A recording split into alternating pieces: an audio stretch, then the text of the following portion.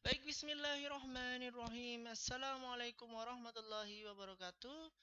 Alhamdulillahirrabbilalamin. Puji syukur kehadirat Allah SWT yang telah melimpahkan rahmat, hidayah serta kesempatannya kepada kita. Sehingga pada kesempatan kali ini kita akan melanjutkan materi pada mata kuliah manajemen finansial. Nah, sebelumnya kita membahas terkait dengan manajemen kas dan saat ini kita masuk pada tema atau topik yang membahas terkait dengan manajemen piutang. Sebelumnya sempat disinggung pada manajemen kas ya, di mana dalam manajemen kas salah satu yang tersebut adalah terkait dengan yang namanya piutang. Kita sebagai pemilik perusahaan atau yang menjalankan perusahaan pasti sudah familiar dengan yang namanya piutang ini, di mana saat kita menjalankan transaksi dagang dan kita memberikan penjualan ya, penjualan secara kredit, nah, maka disitulah akan timbulnya piutang. Kita memiliki dana yang masih tertahan pada perusahaan atau pada unit usaha yang membeli produk kepada kita secara kredit seperti itu. Dan hal tersebut masuk dalam hal atau variabel yang perlu di-manage, diatur. Ketika tidak diatur, maka pasti akan menimbulkan hal-hal yang kurang baik terhadap keuangan kita. Terlebih lagi ketika itu menyebabkan suatu piutang yang ragu-ragu atau yang ini akan dibayar atau tidak ya, seperti itu. Sebelumnya yang perlu kita pahami bahwa sebuah perusahaan tentunya menjalankan penjualan gitu ya, penjualan selain secara cash tapi dengan cara kredit. Dan penjualan secara kredit ini sudah lazim ya, baik di Indonesia maupun secara internasional. Tujuannya apa? Tujuannya adalah untuk mempertahankan dan memperbesar pangsa pasar atau market share. Karena sebagian besar perusahaan memang suka membeli barang dengan cara kredit gitu, dengan cara kredit. Untuk apa? Untuk memperbesar rentabilitasnya. Itu kita sudah bahas pada pertemuan-pertemuan sebelumnya. Dan juga pada prinsipnya ketika membayar hutang itu lebih suka menangguhkan pembayaran hutang ya dari sisi yang berhutangnya. Nah, otomatis kalau perusahaan dari sisi yang memberi hutangnya dengan memberikan penjualan kredit ini otomatis banyak sekali perusahaan yang mau sehingga dikatakan dapat mempertahankan dan memperbesar yang namanya market share. Itu sebagai tujuan awalnya dalam memberikan yang namanya penjualan secara kredit. Namun perlu diketahui bahwasanya ketika memberikan penjualan secara kredit otomatis akan timbul yang namanya piutang dagang. Nah ya. Dan nah ini undercovernya bukan undercover ya, tapi udah secara umum. Yang harus diketahui adalah tidak jarang perusahaan itu menghapus piutang gitu, menghapus piutang dari perusahaan lain terhadap dirinya, terhadap diri perusahaan tersebut karena langganannya atau yang berhutang itu nggak bisa membayar gitu. Ada ya, kita sudah memberi utang gitu ya, memberi penjualan secara kredit tapi yang diberi justru tidak bisa membayar, tidak bisa melunasi hutangnya atau piutang kita kita punya piutang gitu. Akhirnya apa? Akhirnya yang mengalami kerugian adalah siapa? Ya perusahaan yang memberikan penjualan secara kredit karena berkurangnya modal sendiri. Perusahaan tersebut sudah memberikan investasi atau modal pada piutang tersebut tapi tidak dikembalikan. Otomatis mengalami kerugian secara finansial. Nah, ini yang perlu diperhatikan. Di satu sisi, dengan penjualan kredit akan mempertahankan dan bahkan bisa memperbesar yang namanya market share. Namun, ketika tidak di-manage dengan baik atau mungkin sudah di-manage dengan baik, tapi ada saja resiko-resiko tersebut yang bisa menimbulkan kerugian secara finansial. Nah, untuk menghindari timbulnya penghapusan piutang yang mengakibatkan kerugian perusahaan, maka pimpinan perusahaan memang harus berhati-hati, khususnya dalam menetapkan syarat-syarat kredit, kebijaksanaan kredit, dan sebagainya yang berkaitan dengan penjualan kredit. Agar apa? Agar tidak mengalami atau paling tidak meminimalisir yang namanya kerugian secara finansial seperti itu. Nah, kebijaksanaan kredit ini atau kredit policy ini dapat dikatakan sebagai setidaknya line atau garis untuk menetapkan kemana kredit akan diberikan, ya, kemana ke siapa harus diberikan, dan berapa besar jumlah kredit tersebut akan diberikan. Seperti itu. Yang penting untuk dianalisa adalah penilaian perusahaan terhadap langganan-langganannya ya. Seandainya kita merupakan suatu perusahaan, kita memiliki langganan-langganan, kita harus tahu yang pertama dari reputasi pelanggan dan pengalaman perusahaan selama berhubungan dengan langganan. Sebagai contoh saja bank itu ketika akan memberikan atau lembaga keuangan akan memberikan pinjaman ya, kredit dan sebagainya, itu harus tahu loh ini langganannya pengalamannya seperti apa terhadap bank tersebut ya, terhadap bank tersebut. Reputasinya itu seperti apa? Pernah kredit macet enggak gitu. Dan pengalaman-pengalamannya setiap kali diberi pinjaman itu lancar atau tidak dan sebagainya. Selain itu juga mungkin tidak hanya dengan pengalaman antara pelanggan dengan perusahaan yang bersangkutan, tapi pelanggan tersebut dengan perusahaan-perusahaan sejenis, misalnya dengan bank-bank yang lain, itu biasanya ada datanya gitu. Ketika ada bank A mau memberikan, ya kita harus tahu nih yang mau meminjam ini ya, mau meminjam ini di bank-bank lain pernah melakukan pinjaman enggak, kalau pernah lancar atau tidak. Nah, seperti itu. Itu kalau dalam konteks lembaga keuangan, perbankan. Bagaimana dengan konteks perdagangan? Sama saja pada intinya gitu. Kita harus tahu bahwa perusahaan langganan kita ini pernah macet enggak sih bayar utangnya kepada kita atau melunasi piutang kita gitu ya, atau dengan perusahaan lain gitu, apalagi kalau perusahaan ini baru ya, baru berlangganan dengan kita gitu. Pengalaman dengan perusahaan lain itu kayak gimana, bagus nggak sih reputasinya, jangan-jangan dia dengan perusahaan lain ngutang nggak lunas, perusahaan lain ngutang nggak lunas, terus akhirnya giliran dari perusahaan kita. Nah, kita harus benar-benar jeli siapa pelanggan kita, bagaimana reputasinya, bagaimana pengalaman perusahaan ya, pengalaman kita dengan mereka atau pengalaman mereka dengan yang lain.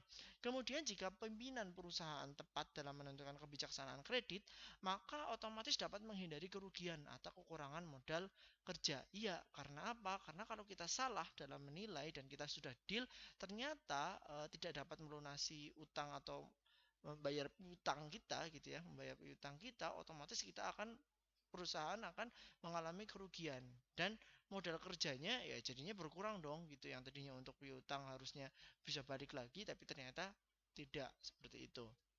Kemudian, dalam menetapkan kebijaksanaan kredit yang akan dijalankan, pertimbangan dasar adalah keseimbangan antara laba dan resiko. Otomatis ketika kita longgar, ya, ketika kita longgar, ya, gitu, pangsa pasar kita akan meningkat dan pasti akan ada kesempatan memperoleh laba yang lebih besar. Tapi ketika longgar, resikonya juga gede gitu ya, juga besar ya, piutang ragu-ragu akan selalu muncul gitu ya, akan selalu muncul. Nah, di samping itu pula perusahaan pastinya dalam kebijaksanaan kredit harus menetapkan yang namanya standar kredit gitu, kredit standar ya, dan menggunakannya sebagai dasar untuk membuat berbagai keputusan mengenai kredit. Nah, seperti apa sih sebenarnya standar kredit tersebut gitu ya? Standar kredit merupakan kriteria minimal untuk memberikan kredit kepada pelanggan. Ibaratnya kayak standar minimalnya lah ya, standar minimalnya kalau memberikan kredit tuh kepada pelanggan itu harus seperti apa. Nah, di sini faktor-faktor yang perlu dipertimbangkan dalam menetapkan standar kredit itu sendiri adalah periode pembayaran kredit rata-rata ya, atau rata-rata periode pembayaran kredit ya. Harusnya berapa sih, antara rank berapa hari sampai berapa hari gitu. Dan juga jumlah yang dapat diberikan dan berbagai macam sebenarnya. Paling tidak dua ini dan ada tambahan-tambahan yang lain. Kemudian ada juga rasio finansial ya. Rasio finansial sudah pernah kita bahas ya, bagaimana terkait dengan pinjaman jangka pendek misalnya gitu ya, yang sering digunakan sebagai alat untuk menetapkan standar kredit gitu. Gimana sih kemampuan perusahaan dagang tersebut untuk melunasi kewajiban jangka pendeknya gitu kan ya. Seperti itu. Standar kredit berubah selama perusahaan masih berjalan ya. Kemungkinannya apa? Standar kredit yang ketat atau standar kredit yang longgar. Dan ini juga tidak hanya tergantung situasi antara perusahaan dengan perusahaan pelanggan atau dengan pelanggan. Bisa juga karena kondisi industri, bisa juga karena kondisi ekonomi. Itu juga bisa menetapkan mana nih standar kredit yang ketat atau yang longgar. Itu juga bisa sebagai pertimbangan selain dengan pelanggan. Nah, kedua kebijaksanaan ini tentu saja sangat berpengaruh terhadap laba maupun risiko perusahaan di masa yang akan datang, khususnya pada 4 hal pokok, yaitu biaya administrasi gitu ya. Pasti dengan menetapkan standar kredit yang ketat maupun longgar itu akan berpengaruh terhadap biaya administrasi yang harus dikeluarkan oleh perusahaan. Kemudian investasi pada piutang gitu ya. Ketika ketat seperti apa, apakah lebih besar, apakah lebih kecil, longgar juga seperti itu. Nanti akan dibahas. Kemudian akan menimbulkan juga yang namanya utang ragu-ragu, bagaimana kalau yang ketat, bagaimana dengan yang longgar. Dan juga akan berpengaruh terhadap yang namanya jumlah penjualan. Kalau ketat seperti apa dan kalau longgar itu seperti apa. Nah, kita akan bahas perbandingan ya antara standar kredit yang ketat ya. Ini yang kutub ekstrim dulu ya, utara dan selatan ya. Yang ketat dan juga yang longgar. Bisa juga agak di tengah-tengahnya bisa sih gitu. Cuma kita akan membahas fokus pada dua hal ini. Contohnya kita akan membahas satu-satu kita bandingkan ya. Oke, yang pertama adalah standar kredit yang longgar. Nah, standar kredit yang longgar, jumlah kredit dan langganan yang dicatat otomatis akan bertambah besar karena melonggarkan standar kredit, otomatis banyak sekali yang beli di kita gitu. Karena semuanya kepengen belinya secara kredit gitu. Otomatis langganannya akan naik ya. Otomatis langganan yang dicatat akan bertambah besar, bertambah banyak, dan memerlukan suatu badan baru karena banyak saking banyaknya untuk tugas administrasi piutang dan biaya pengumpulan utang. Untuk administrasi piutang ada sendiri dan juga khusus untuk biaya pengumpulan piutang itu harus dipisah nih dari departemen yang sudah ada. Tugasnya apa? Mengadministrasi piutang dan mengumpulkan piutang. Karena apa? Banyak kayak gitu. Kalau longgar kan banyak yang datang. Berbeda dengan standar kredit yang ketat. Kalau standar kredit yang ketat, tugas administrasi piutang bisa dibebankan kepada departemen yang sudah ada tanpa membentuk badan baru ya, badan baru. Ini dari administrasi saja. Kalau longgar itu perlu tambahan biaya lagi karena ada departemen yang baru gitu ya. Kalau yang ketat ya karena tidak terlalu banyak jadi dengan badan yang sudah ada saja dijalankan terkait dengan administrasinya seperti itu. Nah, yang kedua adalah untuk yang longgar, bertambahnya jumlah kredit, maka investasi pada piutang akan bertambah tinggi ya. Karena banyaknya yang membeli gitu secara kredit, otomatis kita sebagai perusahaan harus menginvestasikan lebih banyak ya modal kita terhadap eh, piutang tersebut gitu. Untuk piutang tersebut harus lebih banyak. Berbeda dengan standar kredit yang ketat gitu. Kalau ketat jumlah investasi pada piutang akan berkurang atau bertambah rendah ya sama aja ya berkurang gitu. Kalau ketat banyak yang nggak beli ke kita karena kita sudah menseleksi nih. Oh pelanggan ini nggak bisa nih gitu dan sebagainya. Oh pelanggan yang ini yang biasanya beli kita nggak bisa nih karena kita udah memperketat sehingga modal kerja yang diperlukan akan berkurang untuk piutang itu sendiri seperti itu. Nomor 3, untuk standar kredit yang longgar, longgar ini standar kredit akan menimbulkan yang namanya piutang ragu-ragu ya, karena semakin banyaknya yang akan mengakibatkan kerugian pada perusahaan gitu ya. Saking banyaknya yang beli, pasti ada yang piutang ragu-ragu yang ini bisa bayar enggak ya karena saking banyaknya gitu. Dan kita nggak menseleksi secara ketat ya, ya udah gitu itu resikonya gitu. Adapun untuk standar kredit yang ketat, nah, ketatnya standar kredit membuat perusahaan mengadakan tindakan selektif terhadap langganan-langganannya ya. Reputasinya, pengalamannya, kemampuan perusahaan dalam membayar kewajiban jangka pendek dan sebagainya. Perusahaan akan mengurangi penjualan kepada langganan yang dianggap kurang mampu membayar kembali hutang-hutangnya yang nggak bisa bayar tepat pada waktunya seperti itu. Sehingga yang namanya utang ragu-ragu itu bisa diminimalisir ya, diminimalisir seketat mungkin seperti itu. Untuk piutang ragu-ragunya tidak timbul di standar kredit yang ketat. Yang keempat terkait dengan market share ya, pangsa pasar penjualan gitu. Kalau yang longgar otomatis akan lebih besar lagi ya untuk market share-nya. Ekspansi penjualan juga gila-gilaan gitu ya, bertambah banyak seperti itu. Itu harapannya seperti itu. Walaupun tetap ada benefit sama risknya terhadap hal tersebut. Kemudian untuk standar kredit yang ketat sendiri ya otomatis dengan keketatan standar kredit itu jumlah penjualan market share otomatis akan berkurang langganan ya karena ya selektif tadi gitu.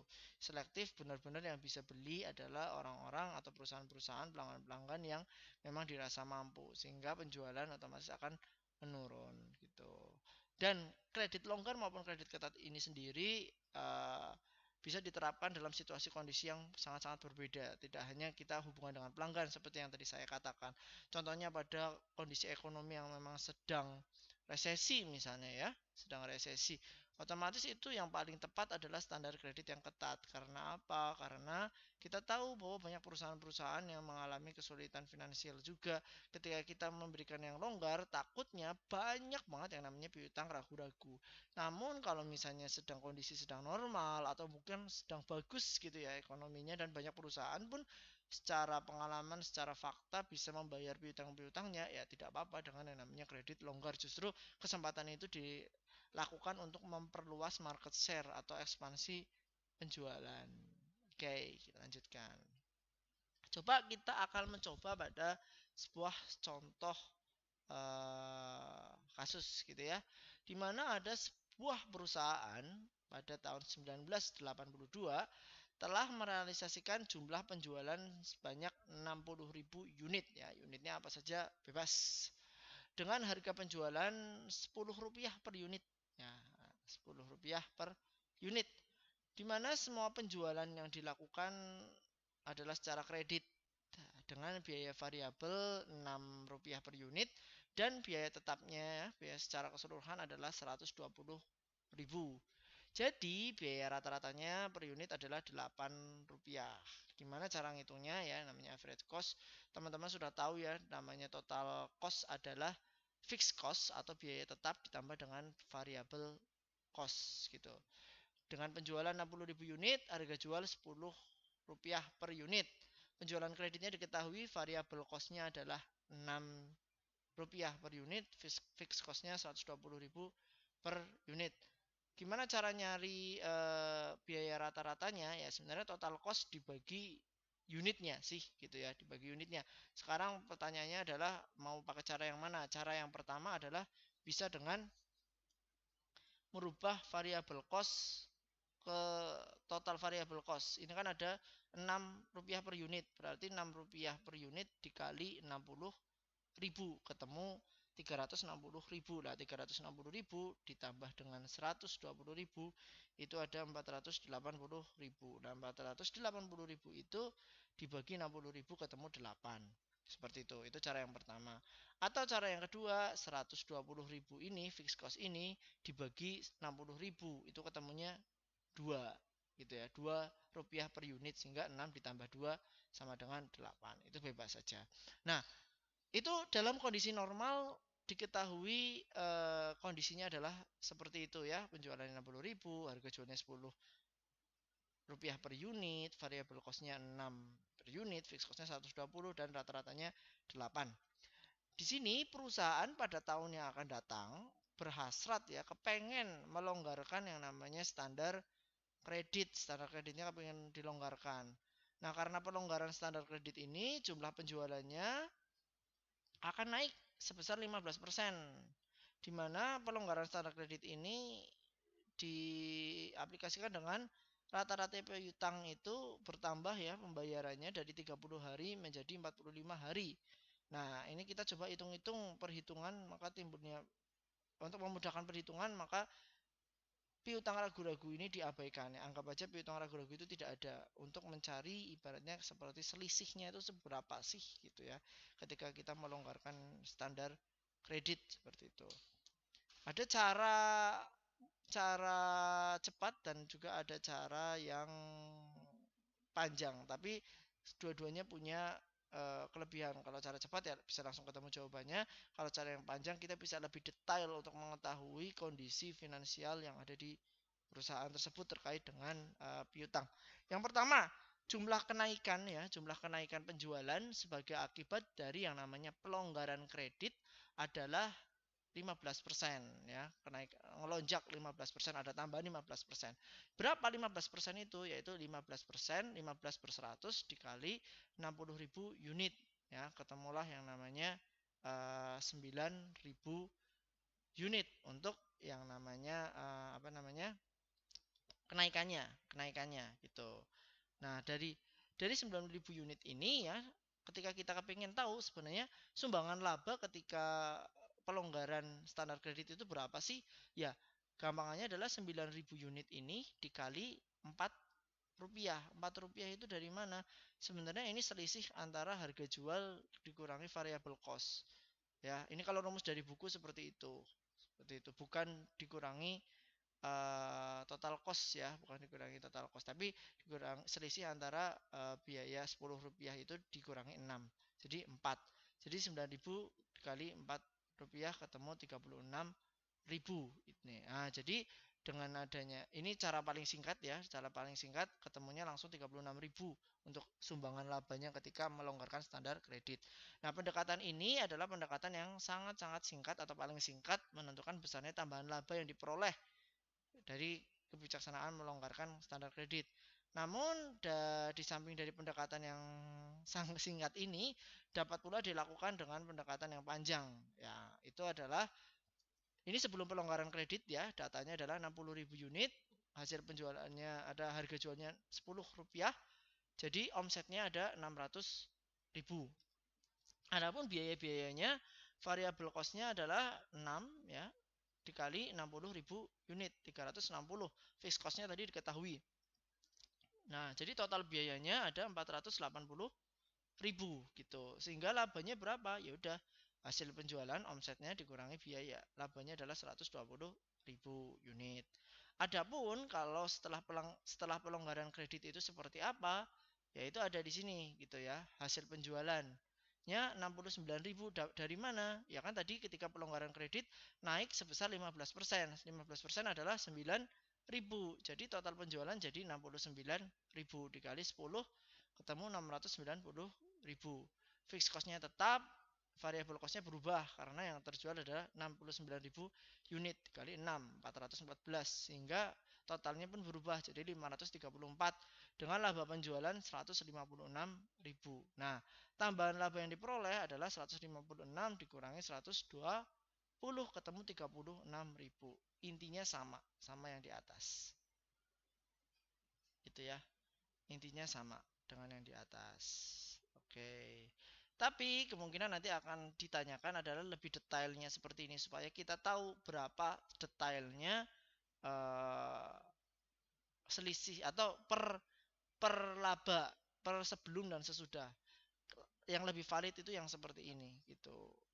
Cara yang lebih detail sehingga kita benar-benar tahu berapa sih omsetnya, berapa sih total cost-nya ketika sebelum dan sesudah, perubahannya seperti apa. Nah, nanti akan lebih fokus pada yang panjang seperti itu. Oke, ini pada part yang pertama. Nanti kita akan lanjut pada sesi atau part yang selanjutnya.